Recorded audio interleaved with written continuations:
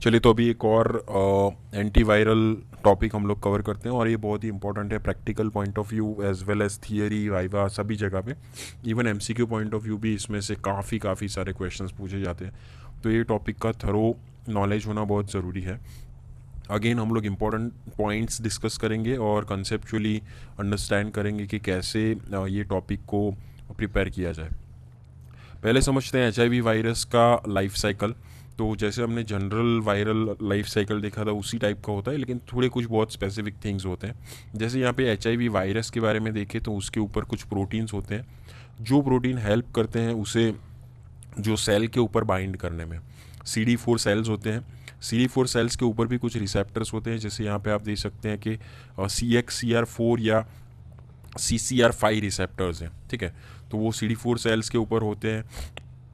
तो इस प्रकार से जो वायरस के ऊपर एनवेलप प्रोटीन होते हैं वो उसके साथ बाइंड होते हैं और इस हिसाब से असेंबली होता है, और धीरे धीरे फिर वायरस का दूसरा स्टेप होता है, दैट इज़ फ्यूजन। फ्यूजन होने के बाद अब क्या होता है कि धीरे वायरस अंदर जाता है, और ये जो वायरस है वो मोस्टली आरएनए वायरस होता है। और यहाँ पे जो मेन प्रोसेस होता है जिसे कहते हैं reverse transcription process. Reverse transcriptase में अगेन एक एंजाइम इन्वॉल्व होता है, जिसे जैसे हमने बात की रिवर्स ट्रांसक्रिप्टेज नाम का एक एंजाइम इन्वॉल्व होता है, जो मेनली आरएनए को डीएनए में कन्वर्ट करता है। तो डीएनए फॉर्म होता है, ये डीएनए फिर जाता है सेल के न्यूक्लिक मटेरियल के अंदर, और वहाँ पे ये जो वायरल डीएनए है वो सेल्यूलर डीएनए के साथ इंटीग्रेट होता है, ठीक है। तो ये स्टेप को कहते हैं इंटीग्रेशन। सो इंटीग्रेशन होता है, और इंटीग्रेशन के बाद इवेंचुअली इसके अंदर से एक स्पेसिफिक मैसेंजर आरएनए बनता है, और उसमें से प्रोटीन सिंथेसिस का प्रोसेस होता है। प्रोटीन बनने के बाद फिर उसका असेंबली होता है, और वो असेंबली करता है प्रोटीएज नाम का एक एंजाइम होता है, वो असेंबली करता है, और उसके अंदर से एक नया वायरस बनता है। ये नया वायरस धीरे धीरे बडिंग होने के बाद बाहर निकलता है, और वो रेडी होता है दूसरे सेल को इन्फेक्ट करने के लिए। तो इस प्रकार से पूरा उसका लाइफ साइकिल होता है। अलग अलग स्टेज के ऊपर हम लोग ने मेडिकेशंस बनाए हुए हैं, तो उस प्रकार से उसको हर एक स्टेज के ऊपर हम लोग ब्लॉक कर सकते हैं। चलिए देखते हैं इसके अंदर यूज़ होने वाले मेडिसिन्स के बारे में। तो जो मेडिकेशंस पहले यूज़ होते हैं जिसका नाम है रिवर्स ट्रांसक्रिप्टेज इनहिबिटर्स। तो बहुत ही इंपॉर्टेंट एचआईवी मेडिकेशंस है रिवर्स ट्रांसक्रिप्टेज इनहिबिटर। अभी जो रिवर्स ट्रांसक्रिप्टेज इनहिबिटर्स है, जैसे यहाँ पे आप देख सकते हैं, दो प्रकार के होते हैं। एक होते हैं जो कम्पिटिटिव एंजाइम को ब्लॉक करते हैं, और दूसरे होते हैं नॉन कम्पिटिटिव एंजाइम्स को ब्लॉक करते हैं। जो कम्पिटिटिवली ब्लॉक करते हैं उसमें होते हैं न्यूक्लियोसाइड रिवर्स ट्रांसक्रिप्टेज इनहिबिटर्स, और एक होते हैं न्यूक्लियोटाइड रिवर्स ट्रांसक्रिप्टेज इनहिबिटर्स। ये रिवर्स ट्रांसक्रिप्टेशंस की जो प्रोसेस होती है उसको ये बंद करते हैं, फॉल्स डिकोडिंग करके ये काम करते हैं, ठीक है। सो न्यूक्लियोसाइड भी हो सकते हैं, और या फिर न्यूक्लियोटाइड एनालॉग की तरह भी ये काम करते हैं। और नॉन कॉम्पिटिटिव में न्यूक्लियोसाइड और न्यूक्लियोटाइड हो सकते हैं, नॉन न्यूक्लियोटाइड और नॉन न्यूक्लियोसाइड हो सकते हैं, जिसे NNRTIs भी कहते हैं। इसे NRTIs भी शॉर्ट फॉर्म में कहा जाता है, NRTI, और इसे कहा। चलिए, तो अभी NRTI के बारे में आगे हम लोग डिस्कशंस करते हैं। तो पहले मैकेनिज्म ऑफ एक्शन देखते हैं कि NRTI कैसे काम करते हैं। तो NRTI से एक प्रोड्रग होते हैं। प्रोड्रग जो होते हैं वो एज सच इनएक्टिव होते हैं, वो एक्टिव फॉर्म में कन्वर्ट होते हैं। एक्टिव फॉर्म में कन्वर्ट होने के लिए अपना जो होस्ट सेल है या फिर CD4 सेल है उसके काइनेज एंजाइम का ये यूज़ करते हैं, और अपने ट्राईफॉस्फेट फॉर्म में ये कन्वर्ट हो जाते हैं, जिसकी वजह से वो एक्टिवेट होते हैं। अभी एक्टिवेट होने के बाद वो इनहिबिट करते हैं, जैसे हमने बात की रिवर्स ट्रांसक्रिप्टेज नामक एंजाइम को। ये रिवर्स ट्रांसक्रिप्टेज एंजाइम को कॉम्पिटिटिवली इनहिबिट करते हैं, और जो वहाँ पे रिवर्स ट्रांसक्रिप्शन प्रोसेस होता है जिसकी मदद से आरएनए के अंदर से डीएनए फॉर्मेशन होता है, वो प्रोसेस को अब ये बंद कर देता है, क्योंकि वो उसमें इनकॉर्पोरेट हो जाता है एज अ फॉल्स कोडॉन। वो इनकॉर्पोरेट हो जाता है, और जिसकी वजह से ये जो चेन है वो उसका प्रिपरेशन बंद हो जाता है। तो this is how NRTI works. NRTI में कौन कौन सी ड्रग्स हैं बात करते हैं हर एक के बारे में, कुछ इंपॉर्टेंट पॉइंट्स। जो पहला होता है उसका नाम है ज़िलोब्यूडिन। तो ज़िलोब्यूडिन बहुत ही फेमस NRTI ड्रग है, बहुत फ्रिक्वेंटली यूज़ होता है। हमने कोई इंपॉर्टेंट पॉइंट्स यहाँ पे डिस्कस कर रहे हैं। वो HIV के इन्फेक्शंस में यूज़ तो होता ही है एक एज अ रेजाइम। उसके अलावा भी अगर नीडल स्टिक इंजरी हो जाए, जिसे पोस्ट एक्सपोजर प्रोफाइलैक्सिस कहते हैं, ठीक है, उसके बाद HIV प्रिवेंट करने के लिए या फिर vertical transmission mother to foetus prevent करने के लिए भी कई बार यूज़ होता है।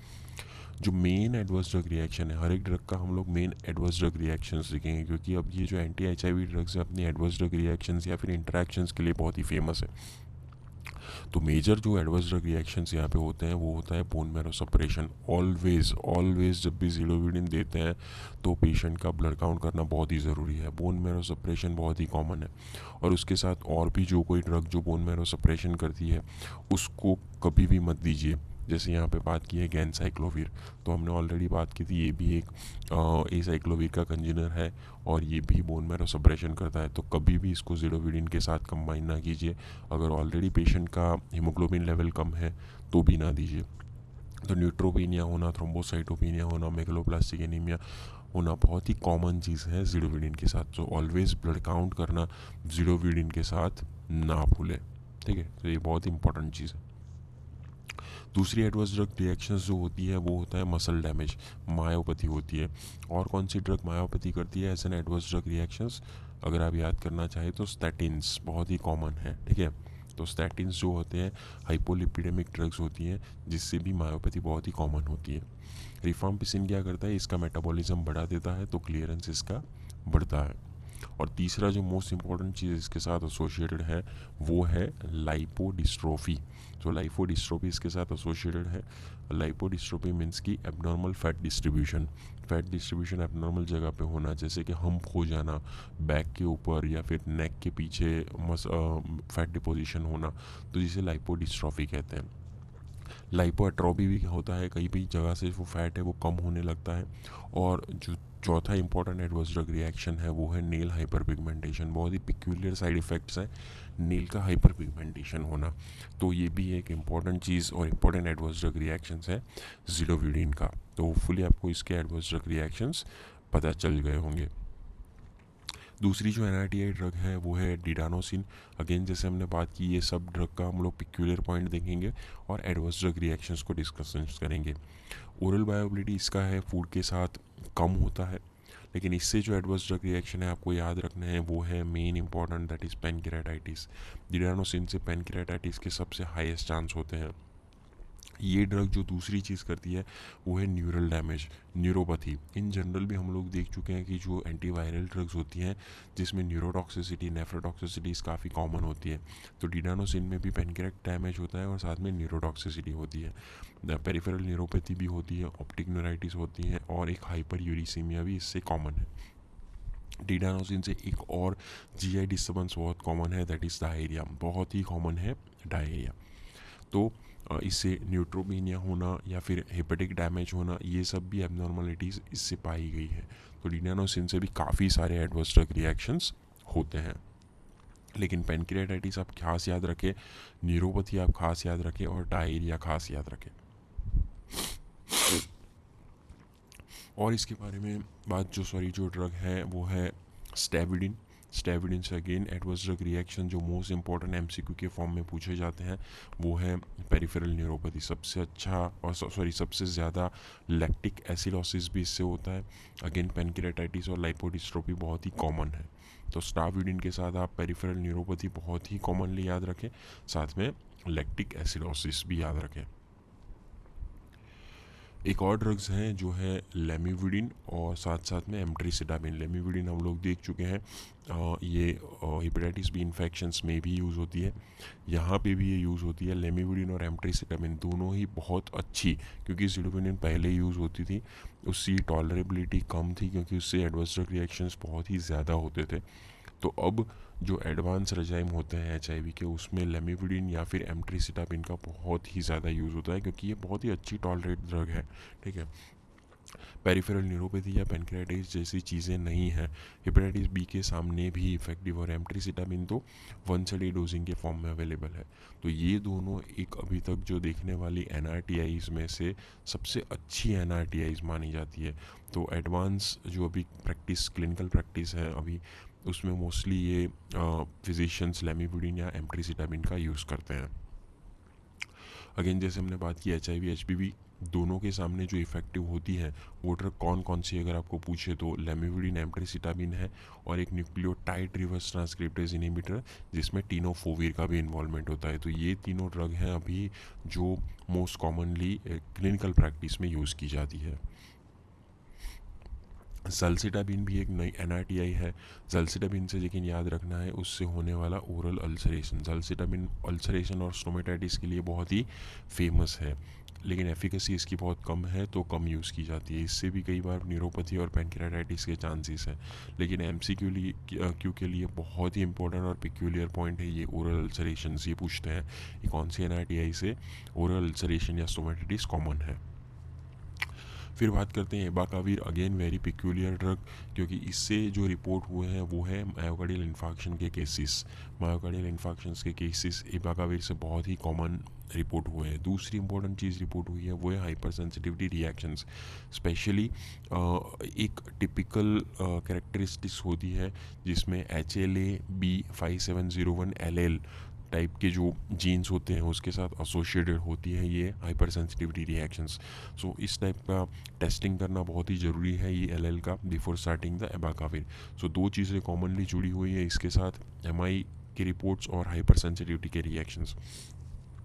यूजुअली NRTI किडनी से एक्सक्रीट होती है तो रीनल फेलियर में आपको डोज एडजस्टमेंट करना पड़ता है, लेकिन एबाकाविर के साथ अगेन एक पिक्यूलियर पॉइंट है कि अल्कोहल डिहाइड्रोजिनेज से ये मेटाबोलाइज होता है। सो बहुत ही स्पेसिफिक पॉइंट्स हैं एबाकाविर के बारे में और ये तीनों पॉइंट आपको MCQ के फॉर्म में पूछे जा सकते हैं। एडवर्स ड्रग रिएक्शन अभी तक जो हमने देखे हैं कॉमन ADR जो हम लोग देख सकते हैं वो है एक तो पैनक्रियाटाइटिस जैसे हमने बात की सबसे ज़्यादा टीटानोसिन से होते हैं, और स्टाविडिन से एडवर्स ड्रग रिएक्शंस होती है, पेरिफेरल न्यूरोपैथी, लाइपोडिस्ट्रोफी और भी पिक्यूलर है सिलोविडिन में।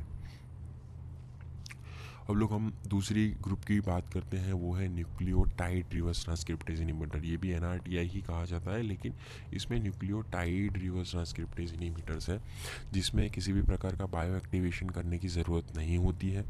ओके, मेनली ये किडनी से एक्सक्रीट होते हैं टीनोफोविर जो इसमें जो बहुत ही पिक्यूलियर ड्रग है। अगेन एक इफेक्टिव मेडिकेशन है, किडनी से एक्सक्रीट होती है तो आपको हाइड्रेशन के ऊपर पेशेंट का ध्यान रखना चाहिए, अदरवाइज़ किडनी डैमेज भी हो सकता है अगर ऑलरेडी रीनल फंक्शन इम्पेयर है। फेंकोनी जैसे सिंड्रोम भी हो सकते हैं। फेंकोनी सिंड्रोम और भी एक कोई ड्रग से होते हैं जिसका अगर आप को याद करें तो टेट्रासाइक्लिन ग्रुप ऑफ मेडिकेशन, जब भी आउटडेटेड टेट्रासाइक्लिन यूज़ करते हैं तो किडनी डैमेज होता है जिससे फेंकोनी सिंड्रोम कहा जाता है। मील्स के साथ लेने से टीनोफोविर की बायोएबिलिटी बढ़ती है, ये भी एक पिक्यूलियर पॉइंट है कि मील के साथ अब्जॉर्प्शन इसका बढ़ता है। और भी कुछ ड्रग्स हैं जिसका मील के साथ अब्जॉर्प्शन बढ़ता है, अगर आप याद कर सके तो एंटी फंगल मेडिकेशन है ग्रीजोफल्विन, तो ग्रीजोफल्विन का भी मील्स के साथ अब्जॉर्प्शन बढ़ता है। कीटोकोनाजोल जैसे कुछ ड्रग्स भी हैं, इसमें भी ऐसा हम देख चुके हैं। ये टीनोफोविर है, नेविरापिन एक ड्रग है, ये सब का जो है मील्स के साथ अब्जॉर्प्शन बढ़ता है, बायोबिलिटी बढ़ती है, अच्छे से टॉलरेट होती है। GI एडवर्स ड्रग रिएक्शंस होती हैं, फ्लैचुलेंस जैसा हेपेटाइटिस B में भी इफेक्टिव है, इसलिए टीनोफोविर भी अगेन प्रैक्टिस में काफ़ी बार यूज़ की जाती है। और जैसे हमने बात की कि लेमिविडिन और एम्ट्रिसिटामिन के बाद टीनोफोविर इफेक्टिवली यूज़ की जाती है। चलिए तो अब देखते हैं NNRTI के बारे में। तो NNRTI होते हैं जिसे कहते हैं non nucleoside reverse transcriptase inhibitors. Basically ये न्यूक्लियोसाइड रिवर्स ट्रांसक्रिप्टेज इनहिबिटर की तरह ही काम करते हैं, लेकिन दूसरी साइड पे जाके काम करते हैं, और जिसकी वजह से जो रिवर्स ट्रांसक्रिप्शन का जो प्रोसेस होता है वो बंद हो जाता है। ऑलरेडी हम लोग देख चुके हैं। ज़्यादा बात करें तो ये HIV-1 वायरस के सामने ज़्यादा इफेक्टिव है और इससे रेजिस्टेंस काफ़ी जल्दी डेवलप हो जाता है। HIV की ड्रग से रेजिस्टेंस डेवलप होने की वजह से ही उसे कॉम्बिनेशन के रूप में दिया जाता है, ये भी कंबाइंड ट्रीटमेंट के फॉर्म में दिया जाता है, जिसे highly active anti retroviral treatment heart के नाम से भी जाना जाता है।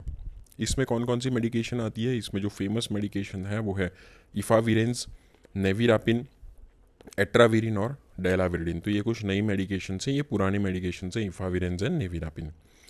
चलिए देखते हैं इंपॉर्टेंट पॉइंट्स नेविरापिन के बारे में। नेविरापिन पुरानी मेडिकेशंस है, ये जो फेमस है एज अ प्रोफाइलेक्टिकली ज़्यादा फेमस है। इसे प्रोफाइलेक्टिकली यूज़ ज़्यादा किया जाता है प्रेगनेंसी में, कि जिससे बच्चे में वर्टिकल ट्रांसमिशन HIV इन्फेक्शंस का ना हो, और इसके लिए मदर को ड्यूरिंग लेबर दिया जाता है, सिंगल डोज दिया जाता है 200 mg का, और 2 mg पर kg ओरल डोज दिया जाता है नियोनेट को with in the 3 days after the birth. So during labour and after the birth neonate को ये दिया जाता है, जिससे काफ़ी परसेंटेज कम हो जाता है chances of getting HIV infections. जो मेन एडवर्स ड्रग रिएक्शंस होती है, इससे सीवियर हाइपर सेंसिटिविटी रिएक्शंस होती है, और जिसे हम लोग कहते हैं Steven Johnson syndrome, toxic epidermal नेक्रोलाइसिस। इसमें क्या होता है कि पूरा जो स्किन है धीरे धीरे धीरे धीरे निकलने लगता है और काफ़ी सारे इन्फेक्शंस पेशेंट के बॉडी में जाने लगते हैं जिसकी वजह से पेशेंट डाई एज वेल। सो नेविरापिन आप याद रखें एसजे सिंड्रोम के साथ जुड़ी हुई ड्रग्स। और भी कुछ ड्रग्स याद रख सकते हैं आप, नीट में क्वेश्चंस पूछ सकते हैं जिससे एसजे सिंड्रोम होता है। तो जो मुझे याद है अभी वो है कार्बामाजेपिन, ठीक है। जो सल्फा ड्रग्स हैं, सल्फर कंटेनिंग ड्रग्स हैं, उससे भी सीवियर हाइपर सेंसिटिविटी रिएक्शंस होता है, जिसमें एक्सफोलिएटिव डर्मेटाइटिस होना या फिर एसजे सिंड्रोम होना बहुत कॉमन है। फिर देखते हैं इफाविरेंस के बारे में। तो इफाविरेंस की जो एडवर्स ड्रग रिएक्शन है मेनली न्यूरोलॉजिकल है, न्यूरोटॉक्सिसिटी इससे ज़्यादा है, जिसमें mild adverse drug reaction from lack of concentration to vivid dreams, इससे ज़्यादा डिल्यूजन और mania psychological adverse drug reactions भी हो सकते हैं। एट्राविरिन नई है, जो रेजिस्टेंस केसेस हैं फर्स्ट जनरेशन दवाइयाँ के से जो रेजिस्टेंस है उसके सामने भी एट्राविरिन काफ़ी इफेक्टिव है। रिल्पीविरिन भी है जो अभी नई जनरेशन डेवलप हुई है। तो इफाविरेंस, नेविरापिन ये पुरानी जनरेशन वाली दवाइयाँ हैं। अब बात करते हैं एक और ग्रुप। ऑलरेडी हम लोग NRTI के बारे में देख चुके हैं, हम उसके बाद NNRTI के बारे में देख चुके हैं, ठीक है।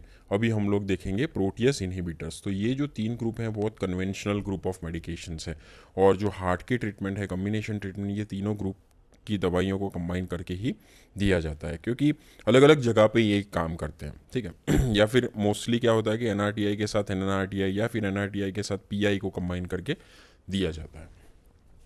प्रोटियस इनहिबिटर्स कैसे काम करते हैं? तो जैसे हमने ऑलरेडी वायरस डेवलपमेंट या फिर उसकी लाइफ साइकिल में बात की थी कि जब भी इंटीग्रेज एंजाइम की मदद से वायरल DNA और होस्ट DNA कंबाइन हो जाते हैं, उसके अंदर से एक mRNA बनता है, और वो mRNA में से इवेंचुअली क्या होता है कि प्रोटीन सिंथेसिस होता है। अब ये जो प्रोटीन है ये हेल्प करता है नए वायरस का पूरा डेवलपमेंट के लिए। तो नए वायरस को बनाने के लिए, उसी असेंबली के लिए जो इम्पोर्टेंट एंजाइम है यहाँ पे वो है प्रोटियस एंजाइम। तो ये प्रोटियस एंजाइम है वो हेल्प करता है असेंबली ऑफ दोज प्रोटीन्स और नया वायरॉन फॉर्मेशन के लिए, उसके मैच्योरेशंस के लिए। तो उसी जगह पे ये इंटरफेरेंस करता है। This prevents in maturation of infectious virion, और उसका जो पोस्ट ट्रांसलेशनल मॉडिफिकेशन कहते हैं, जो वायरल प्रोटीन का मॉडिफिकेशन होता है और मैच्योर वायरॉन में ये वायरस में कन्वर्ट होता है। तो सॉरी तो ये चीज़ प्रोटियस नामक एंजाइम करता है, और उसकी वजह से ये इसे Proteus inhibitor group of medications कहा जाता है। पिक्यूलियर फीचर यहाँ पे है metabolic changes. Proteus inhibitors in general है CYP3A इनहिबिटिंग। तो CYP3A नामक एंजाइम को ये इनहिबिट करते हैं, जिसकी वजह से क्या होता है कि जब भी कोई दूसरी मेडिकेशन साथ में दी जाए जिसके भी CYP3A पे इफेक्ट है, तो उसका कॉन्सेंट्रेशन बढ़ जाता है। तो इसी चीज़ का एडवांटेज लेके हमने कुछ रजाइम्स भी बनाए हुए हैं, देखेंगे आगे। तो in short CYP3A inhibition interactions में काम करता है। कुछ इंपॉर्टेंट ग्रुप की मेडिकेशंस देखेंगे, वीर से एंड होती है इंडिनावीर, उसके स्पेसिफिक एडवर्स ड्रग रिएक्शंस देखेंगे। तो अगर इंडिनावीर आए तो आपको किडनी और लीवर दोनों याद रखना है। किडनी के ऊपर ये किडनी स्टोन्स करता है, क्रिस्टल्यूरिया करता है, इसलिए ऑब्वियसली हाइड्रेशन मेंटेन करना है, अदरवाइज किडनी डैमेज हो सकता है। और दूसरा लीवर के ऊपर एसिम्प्टोमेटिक हाइपरबिलिरुबिनेमिया। तो हाइपरबिलिरुबिनेमिया और किडनी स्टोन्स बहुत ही कॉमन एडवर्स ड्रग रिएक्शन है इंडिनावीर का। जैसे हमने बात की कि ये CYP3A इनहिबिटर्स की तरह काम करते हैं, तो इसका एडवांटेज लिया गया उसे एज अ बूस्टिंग थेरेपी दिया गया। मीन्स कि जैसे मान लीजिए कि रिटोनाविर बूस्टिंग कहते हैं, कि जो भी प्रोटियस इनहिबिटर है उसे रिटोनाविर के साथ कंबाइन करके दिया गया। तो एक प्रोटियस इनहिबिटर है उसको रिटोनाविर के साथ कंबाइन करके दिया गया। Ritonavir itself is a Proteus inhibitors. Combine करने से क्या होता है कि ये जो रिटोनाविर है वो CYP3A एंजाइम को इनहिबिट करता है, और जिसकी वजह से साथ में अगर दूसरी ड्रग दी जाए तो उसका कॉन्सेंट्रेशन बढ़ जाता है, उसका एफिकेसी बढ़ जाता है। इसी वजह से इसे कहते हैं ritonavir boosted combination of Proteus inhibitor. तो एक प्रोटियस इनहिबिटर को दूसरी प्रोटियस इनहिबिटर स्पेशली रिटोनाविर के साथ कंबाइन करके दिया जाता है, जिससे उसका कॉन्सेंट्रेशन, प्लाज्मा कॉन्सेंट्रेशन हम लोग बढ़ा सकें। तो इससे कहते हैं रिटोनाविर बूस्टिंग। तो रिटोनाविर बूस्टिंग बहुत ही इंपॉर्टेंट शॉर्ट क्वेश्चन या फिर वाइवा में पूछ सकते हैं। ऑलमोस्ट सभी प्रोटियस इनहिबिटर्स को रिटोनाविर बूस्टिंग की ज़रूरत पड़ती है। कुछ ऐसे होते हैं जिसको रिटोनाविर बूस्टिंग की ज़रूरत नहीं पड़ती है, वो ये आपको एमसीक्यू में पूछ सकते हैं, जैसे नेल्फिनाविर हो गया या एटाजेनाविर हो गया। तो ये प्रोटियस इनहिबिटर्स हैं, उनको विदाउट रिटोनाविर बूस्टिंग दिया जा सकता है। एक और एमसीक्यूज पूछते हैं इसके अंदर से, बहुत ही बार पूछा गया है, ये तिप्रानाविर। तिप्रानाविर एक ऐसा प्रोटियस इनहिबिटर्स है जो नॉन पेप्टाइड है, सो नॉन पेप्टिडिक प्रोटियस इनहिबिटर्स है, ठीक है। ये इफ़ेक्टिव होते हैं जो दूसरे प्रोटियस रेजिस्टेंस होते हैं बैक्टीरिया वायरसेस, उसके सामने भी इफेक्टिव होते हैं। तिप्रानाविर से एडवर्स ड्रग रिएक्शन आप याद रख सकते हैं, लीवर डैमेज और इंट्राक्रेनियल हेमरेज, ये भी बहुत ही स्पेसिफिक एडवर्स ड्रग रिएक्शंस है। तो इंट्राक्रेनियल हेमरेज होना या फिर हिपेटोटॉक्सिसिटी होना बहुत ही स्पेसिफिक चीज़ है तिप्रानाविर के साथ। एटाजेनाविर की बात करें तो एटाजेनाविर से भी जो एडवर्स ड्रग रिएक्शन रिपोर्ट किए गए हैं उसमें हाइपरबिलिरुबिनेमिया और ईसीजी में पीआर इंटरवल का बड़ा होना। और एम्प्रेनाविर एक नई है जिससे भी एसजे सिंड्रोम के कुछ केसेस है। तो एसजे सिंड्रोम की जो आपकी लिस्ट है उसमें नेविरापिन के साथ एम्प्रेनाविर भी आप ऐड कर सकते हैं। प्रोटियस इनहिबिटर्स जैसे हमने बात की लीवर से मेटाबोलाइज होता है, उससे मेटाबॉलिक एबनॉर्मलिटीज़ बहुत ही कॉमन है। तो इन जनरल अगर प्रोटियस इनहिबिटर्स के बारे में आपको आइडियाज़ लिखने हैं तो जैसे हमने बात की थी ऑलरेडी हम लोग देख चुके हैं, उसमें हाइपर कोलेस्ट्रोलीमिया बहुत ही कॉमन है, diabetes mellitus, hyperlipidaemia, insulin resistance, तो मेटाबॉलिक एक्ट सिंड्रोम जिसे कहते हैं, मेटाबॉलिक सिंड्रोम इससे कॉमन है। लाइपोडिस्ट्रोफी जिस प्रकार से एनआरटीआई के साथ ज़िलोविडिन के साथ थी यहाँ पे भी देखी गई है। एटाजेनाविर एक नई है, इफेक्टिव मेडिकेशन है, ना तो इसे रिसिनाविर बूस्टिंग की ज़रूरत है और यहाँ पे भी उसका एडवर्स ड्रग रिएक्शन कम है। ओके, एक नई मेडिकेशन है टेसामोरेलिन करके मेडिकेशन है। टेसामोरेलिन मेडिकेशंस एक्चुअली तो क्या है कि ग्रोथ हार्मोन का एनालॉग है, ग्रोथ हार्मोन रिलीजिंग फैक्टर्स जो है उसका एनालॉग की तरह काम करती है, तो ग्रोथ हार्मोन रिलीज करती है। लेकिन क्यों यहाँ पे हम लोग उसे मेंशन कर रहे हैं, क्योंकि जब भी ये लाइपोडिस्ट्रोफी वाले केसेस आते हैं, स्पेशली एचआईवी की ड्रग जो चल रही है, तो उन केसेस में एक्सेस फैट, एब्डोमिनल फैट को रिड्यूस करने के लिए कई बार ये ड्रग्स दी जाती है, क्योंकि ग्रोथ हार्मोन उसको फैटी टिश्यूज़ को डाइल्यूट करता है।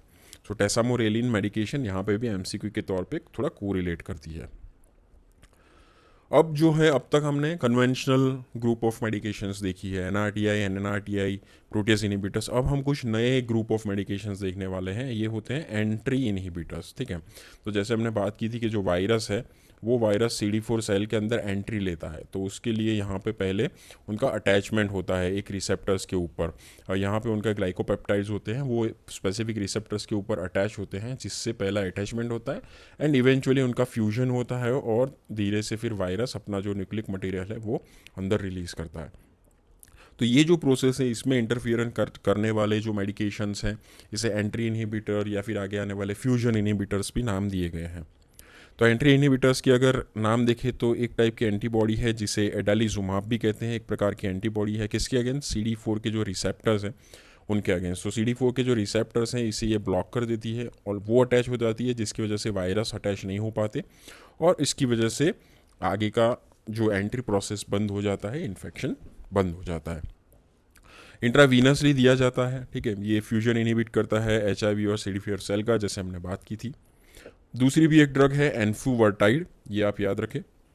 ये HIV के जो एनवेलप प्रोटीन है, जैसे हमने बात की कि HIV के ऊपर जो एनवेलप प्रोटीन होते हैं उसमें स्पेसिफिकली जो एनवेलप प्रोटीन है उसे कहते हैं ग्लाइकोप्रोटीन 41, तो उसके साथ वो अटैच हो जाता है एन्फुवर्टाइड, और जिसकी मदद से फिर ये वायरस CD4 सेल के ऊपर अटैच नहीं हो पाता है। तो हमने दो ड्रग्स देखी, एक ड्रग ऐसी है कि जो CD4 रिसेप्टर्स को के पास अटैच हो जाती है, दूसरी ड्रग देखी जो ग्लाइकोप्रोटीन जो वायरस के ऊपर है उसके साथ अटैच हो जाती है। ऑल एंड ऑल रोल इनका यही है कि वायरस की एंट्री को प्रिवेंट करना। ये सबक्यूटेनियसली दिया जाता है। ये कुछ ड्रग्स हैं जो जैसे हमने बात की कि एंटीबॉडी, मोनोक्लोनल एंटीबॉडीज़ हैं, और ये सब जो ड्रग्स हैं ये मोस्टली पेरेंटल दी जाती है और जिसकी वजह से इसमें इंजेक्शन साइट रिएक्शन या हाइपर सेंसिटिविटी जैसी चीज़ें हो सकती हैं। मेराविरॉक एक और है जो CCR5 रिसेप्टर्स होते हैं कई बार CD4 सेल्स के ऊपर, ये CCR5 रिसेप्टर्स के प्रति काम करती है, उसका एंटागोनिस्ट है। तो जो भी CCR5 ट्रॉपिक वायरस है, जो CCR5 के ऊपर अटैच होने वाले वायरसेस है, उनके सामने ही ये काम करती है। तो उसका जो ऐसे करना बहुत ज़रूरी है कि यहाँ पे CCR5 की प्रिवेलेंस कितनी है इन शॉर्ट। ठीक है, ये ओरली दी जाने वाली मेडिकेशन है मेराविरॉप। फिर आते हैं इंटीग्रेज इनिबिटर्स। जैसे हमने बात की थी कि जब वायरल डीएनए रिवर्स ट्रांसक्रिप्टेज की प्रोसेस के थ्रू अपना डीएनए बना लेता है, तब वो डीएनए होस्ट सेल के डीएनए के साथ मर्ज हो जाता है और एक नया डीएनए फॉर्म होता है। इस है प्रोसेस में काम करता है एक एंजाइम जिसे कहते हैं इंटीग्रेज। सो इंटीग्रेज एंजाइम इस प्रोसेस में काम करता है। तो अगर ये प्रोसेस को हम लोग बंद कर देते हैं तो आगे का जो प्रोटीन सिंथेसिस का प्रोसेस है वो बंद हो जाएगा। इसमें ग्राविर से एंड होने वाली मेडिकेशन है, जैसे राल्टेग्राविर, एल्विटेग्राविर, डोलूटेग्राविर, काफ़ी ड्रग्स हैं और ओरली भी दी जाती है। तो कई बार न्यूअर रेजाइम्स में, हार्ट थेरापी के न्यूअर रेजाइम्स में डोलूटेग्राविर का यूज़ किया गया है। कोबिसिस्टैट एक मेडिकेशन है जिसको अभी हम लोग मेंशन करेंगे। ये एक ऐसी है कि जो काम करती है बूस्टिंग की तरह, जैसे रिटोनाविर एक बूस्टिंग की तरह काम करती थी, उसी तरह से कोबिसिस्टैट ही है, वो बूस्टिंग करती है, स्पेशली ये ग्राविर मेडिकेशंस का, एल्विटेग्राविर का। तो अगर कोबिसिस्टैट को दिया जाए इनके साथ तो इससे जो ड्रग्स हैं वो बूस्ट होती है, उनका कॉन्सेंट्रेशन बूस्ट होता है। अभी कौन कौन से एंटी HIV मेडिकेशंस हैं जो हमें नहीं देने चाहिए, उसके बारे में हम लोग तो पहला कॉम्बिनेशन है ज़िलोब्यूरिन और स्टाब्यूरिन का। ये दोनों जो मेडिकेशंस है वो NRTI ग्रुप की मेडिकेशंस है और दोनों को कंबाइन करने से क्या होता है कि ये दोनों compete करती है अपने इंट्रासेलुलर फॉस्फोराइलेशन के लिए। तो इसीलिए ये दोनों को कंबाइन करना थोड़ा ज़्यादा योग्य चीज़ नहीं है, क्योंकि जो फार्माकोलॉजिकल एक्शन है, उनकी मैकेनिज्म ऑफ एक्शन है, उसके लिए दोनों का compete करेंगे एक दूसरे के साथ, और जिसकी वजह से जो एक्शन है वो एक की ही आ पाएगी। सो दोनों को कंबाइन करने से कोई ज़्यादा फ़ायदा होगा नहीं। एटाजानाविर और इंडिनाविर दोनों को कंबाइन करने से जो hyperbilirubinaemia as an adverse drug reaction है वो बढ़ जाएगी। सेम गोज़ फॉर जेल्सिटाबिन के साथ हम कंबाइन करें या तो डिडानोसिन या तो फिर स्टाबिडिन, पेरिफेरल न्यूरोपैथी बढ़ जाएंगी। इन विट्रो एंट्रागोनिज्म होगा लेमिविडिन और जेल्सिटाबिन से कंबाइन करने से। तो ये कुछ कॉम्बिनेशंस हैं जो आपको नहीं देने चाहिए। अभी हम लोग जो कॉम्बिनेशन थेरापी है एंटी रिट्रोवायरल थेरापी, उसके बारे में बात करते हैं, जिसे highly active anti retroviral therapy भी कहा जाता है। मेन प्राइमरी इसका गोल ये है कि वायरल लोड हो सके उतना कम करे, जितना हो सके उतना वायरल लोड कम करे, क्योंकि वायरस को हम कम्प्लीटली एलिमिनेट तो नहीं कर पाएंगे, तो हो सके उसका लोड कम करें। तो कब शुरू करनी चाहिए? Irrespective of the CD4 count, जो भी स्टेज हो, हमें anti-HIV हार्ट ट्रीटमेंट शुरू करनी चाहिए। और अगर ट्यूबरकुलोसिस भी साथ में है, दूसरा इन्फेक्शंस, तो हमें TB की ट्रीटमेंट पहले शुरू करनी चाहिए और विदिन 2 मंथ्स 8 वीक्स के अंदर हमें HIV की ट्रीटमेंट स्टार्ट कर देनी चाहिए। ना कुछ कॉम्बिनेशंस हैं, काफ़ी सारे वैसे तो कॉम्बिनेशंस हैं, ये जो कॉम्बिनेशन ट्रीटमेंट के फॉर्म में दिए जाते हैं, लेकिन जो प्रिफर्ड ट्रीटमेंट रजाइम है वो है कंबाइन करना 2 NRTIs को, और उसके साथ एक या तो आप NNRTI कंबाइन करें या तो एक प्रोटियस इनिबिटर कंबाइन करें। तो ये एक प्रिफर्ड है। उसमें से भी काफ़ी टाइम तक जो प्रिफर्ड फॉर्मुलेशन रहा है वो है ज़िलोब्यूरिन का कॉम्बिनेशन विथ लेमिब्यूरिन के साथ, और NRTI के साथ अगर देखें तो इफाविरेंस कंबाइन करके दी जाती है। तो ये काफ़ी सालों तक प्रीफर्ड फॉर्मुलेशन रहा है, क्योंकि अब ज़िलोब्यूरिन का एडवर्स ड्रग रिएक्शंस काफ़ी है, जैसे हमने देखा, उसकी वजह से फिर उसको रिप्लेस किया गया थोड़ी नई और अच्छी NRTI के साथ। दूसरा कॉम्बिनेशन जो काफ़ी टाइम से फेमस रहा वो ज़िलोब्यूरिन लेमिब्यूरिन के साथ इफाविरेंस की जगह अगर प्रोटियस इनिबिटर रखा जाए तो लोपिनाविर और रिटोनाविर का कॉम्बिनेशन। तो ये भी काफ़ी टाइम तक ये फेमस कॉम्बिनेशन रहा और इसे यूज़ किया जाता है। लेकिन जैसे हमने बात की कि एडवर्स ड्रग रिएक्शंस बहुत ज़्यादा है, तो इसीलिए अभी नई जो NRTIs हैं उसको कंसिडरेशन में लिया जा रहा है। जैसे यहाँ पे देखें तो टिनोफोविर एक अच्छी मेडिकेशन है, कम एडवर्स ड्रग रिएक्शन है। सेम वे लेमिविडिन तो यहाँ पे थी ही, तो लेमिविडिन के साथ ऑल्टरनेटिव में या तो फिर एम्ट्रिसिटामिन भी कई बार दिया जाता है, और साथ में इफाविरेंस का कॉम्बिनेशन दिया जाता है एज एन NRTI। और अगर प्रोटियस इनिबिटर्स के तौर पे लेना है तो बूस्टेड प्रोटियस इनिबिटर लोपिनाविर रिटोनाविर का कॉम्बिनेशन। तो अभी ज़िलोब्यूरिन की जगह पे रिप्लेस किया गया है टिनोफोविर को मोस्टली। एडोलेसेंस में भी ये कॉम्बिनेशन यूज़ होता है टिनोफोविर, आप लेमिविडिन और एम्ट्रिसिटामिन यूज़ कर सकते हैं, या फिर रिफाविनेंस यूज़ कर सकते हैं, या तो फिर इसकी जगह पे आप अगर N N R T I आपको नहीं यूज़ करनी है या फिर पी आई नहीं यूज़ करना है, तो डोलूटेग्राविर जो नए मेकेनिज़्म से काम करते हैं, डोलूटेग्राविर, एनविटेग्राविर, ये जो इंटीग्रेज इनहिबिटर्स हैं उनको भी कंसीडर किया जा सकता है। फिर देखते हैं इन्फेंट प्रोफाइलैक्सिस, जैसे हमने बात की थी कि जो वर्टिकल ट्रांसमिशन प्रिवेंट करने के लिए ज़िलोविडिन और नेविरापिन का कॉम्बिनेशन दिया जाता है 6 वीक के लिए बच्चे के अंदर। पोस्ट एक्सपोजर प्रोफाइलैक्सिस, जिसको नीडल प्रिक इंजरी हो गया तो उसको क्या है 28 दिन की ट्रीटमेंट दी जाती है, 72 घंटे में ट्रीटमेंट स्टार्ट करनी होती है, और प्रिफर्ड रेजिमेंट यही है टीनोफोविर के साथ लोपिनाविर का लेमिविडिन का कॉम्बिनेशन, और साथ में एक बूस्टेड पीआई आप दे सकते हैं। तो ये भी एक इम्पॉर्टेंट कॉम्बिनेशन है। तो मोस्टली जो कॉम्बिनेशन प्रीफर पहले था उसमें ज़िलोविडिन जो प्राइमरी ड्रग थी, लेकिन अब टीनोफोविर के प्रति काफ़ी लोग जा चुके हैं, mainly adverse drug reaction profile को ध्यान में रखते हुए। तो होपफुली ये पूरा जो HIV का टॉपिक था आपको पसंद आया होगा, काफ़ी कंसेप्ट्स आपके क्लियर हुए होंगे, और आपको पता चला होगा कि कौन कौन से MCQ या फिर इंपॉर्टेंट पॉइंट्स है जिसके ऊपर आपको ध्यान देना है, और कौन सी चीज़ों को आपको ज़्यादा हो सके उतना कम टाइम देना है, तो जिसकी वजह से क्या इंपॉर्टेंट पॉइंट्स आप याद रख सके या फिर रिवाइज कर सके। अगर आपको अच्छा लगा है अपने फ्रेंड्स के साथ शेयर कीजिए, और अगर कोई टॉपिक के बारे में पढ़ना है तो हमें सजेस्ट करिए। Thank you very much.